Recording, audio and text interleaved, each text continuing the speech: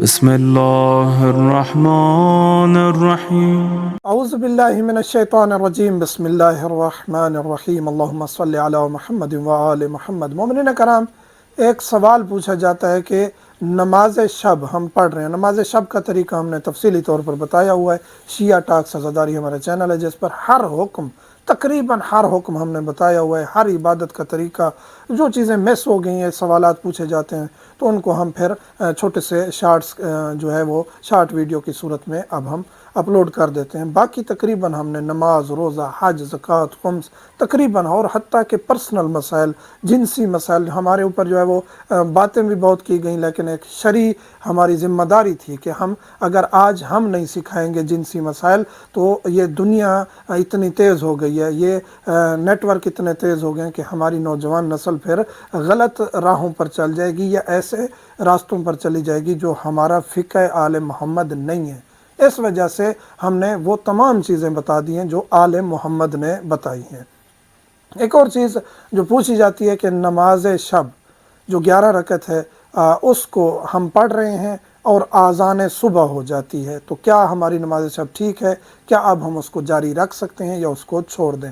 کوئی حرج نہیں ہے، آپ کی نماز شب جاری ہے، نماز وتر جاری ہے آخری رکعت، اور آذان آ جاتی ہے تو آپ اپنی نماز شب کو جاری رکھ سکتے ہیں۔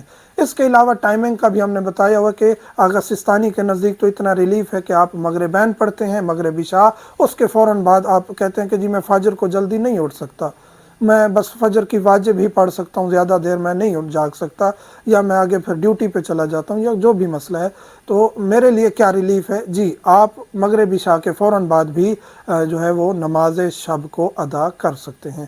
اور بہتر یہ ہے کہ اگر آپ کی نماز شب رہ گئی ہے تو آپ اس کو پہلے پڑھنے کی بجائے بہتر یہ ہے کہ اس کو قضا پڑھیں۔ قضا کا زیادہ تاکید کی گئی، یعنی پہلے تو یہ کہ اس کو ادا کریں درست طریقے سے، اگر رہ گئی ہے، مس ہو گئی ہے، یا پہلے پڑھنا چاہتے ہیں تو اس پہلے پڑھنے سے بہتر یہ ہے کہ اس کو پھر فجر کے بعد قضا کریں۔